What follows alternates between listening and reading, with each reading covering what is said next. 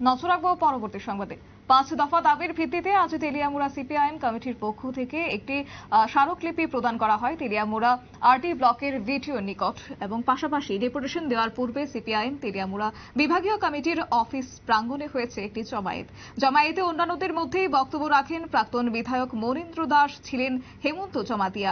পাশাপাশি জমায়েত থেকে হিমান রায় নেতৃত্বে 5 জনের প্রতিনিধি দল তেলিয়ামুড়া ভিডিও নিকট 5 দফা সম্মিলিত স্মারকলিপি তুলে দেন এবং দাবিগুলির মধ্যে অন্যতম ছিল রেগার শ্রম দিবস, সোয়েব মজুরি সহ বিভিন্ন দাবি দাওয়া নিয়ে আজ তারা সরব হন তেলিয়ামুড়া আরটি ব্লকের ভিডিওর নিকট। গোটা বিষয়কে কেন্দ্র করে কি বলছেন তারা, শুনুন। ব্লক হেডকোয়ার্টার থেকে একটু দূরবর্তী স্থানে গেলে যদি বিদ্যুৎ চলে যায়, এটা পরের দিন 10টা পর্যন্ত আর বিদ্যুৎ আসছে। এই ক্ষেত্রে যাতে গ্রাহকরা বিদ্যুৎ পান এবং যে সমস্ত এলাকায় এখনো বিদ্যুতের খুঁটিগুলি ভেঙে আছে এগুলি মেরামত করে বিদ্যুতের ব্যবস্থা যাতে সঠিকভাবে 24 ঘন্টা বিদ্যুৎ পায় মানুষ, তার জন্য ব্যবস্থা করার জন্য আমরা দাবি করেছি। কৃষি এটা বৃহত্তর উৎপাদন ক্ষেত্র এবং ভারতবর্ষ কৃষি প্রধান দেশ।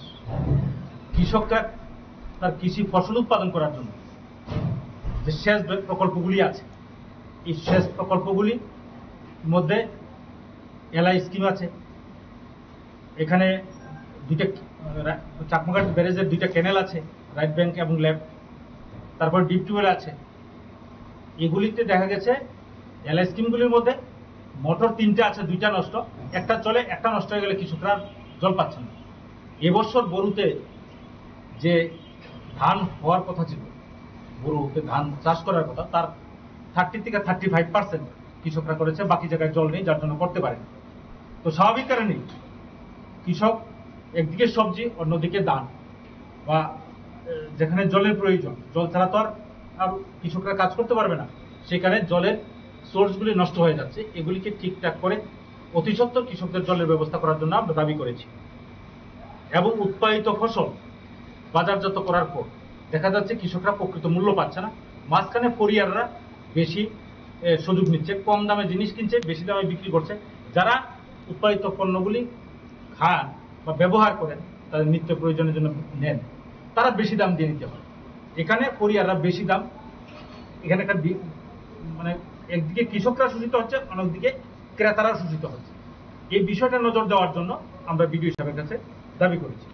সর্বশেষ যে দাবি, এটা গুরুত্বপূর্ণ দাবি, এটা হচ্ছে হাতি এই এলাকার মধ্যে, এই যে চাকমাঘাট, কৃষ্ণপুর এলাকা, উত্তর কৃষ্ণপুর, লক্ষ্মীপুর, তারপর মুঙ্গিয়াকামির এলাকা, এই সমস্ত জায়গার মধ্যে হাতি একেবারে কৃষকদের উৎপাদিত ফসল তো নষ্ট করছে, ভারী ঘর ভাঙচুর করছে, রাত্রিবেলা মানুষ ঘুমাতে পারছে না, এলাকার মধ্যে ত্রাস তৈরি করছে। মানুষ দিনের বেলা পরিশ্রম করছে উৎপাদন করার জন্য, কৃষি সবজি ধান উৎপাদন করার জন্য পরিশ্রম করছে, রাত্রেবেলা আবার ঘুমাতে পারছে না। আবার এখানে প্রায় 15 থেকে 16 জন এই পর্যন্ত হাতির আক্রমণে মারা গেছে। আমরা দাবি করেছি অতি সত্বর কৃষকদের আর্থিকভাবে সাহায্য করা এবং যারা আহত হয়েছে বা নিহত হয়েছে, মারা গেছে হাতির আক্রমণে, তাদের আর্থিক সাহায্য করা এবং সরকারি একটা কর্মসংস্থানের ব্যবস্থা করার জন্য। তো বিডিও সাহেব বলেছেন এগুলি ওনার নিশ্চয়ই গুরুত্ব দিয়ে দেখবেন এবং লাইন ডিপার্টমেন্টগুলি করলেও কথা বলবেন।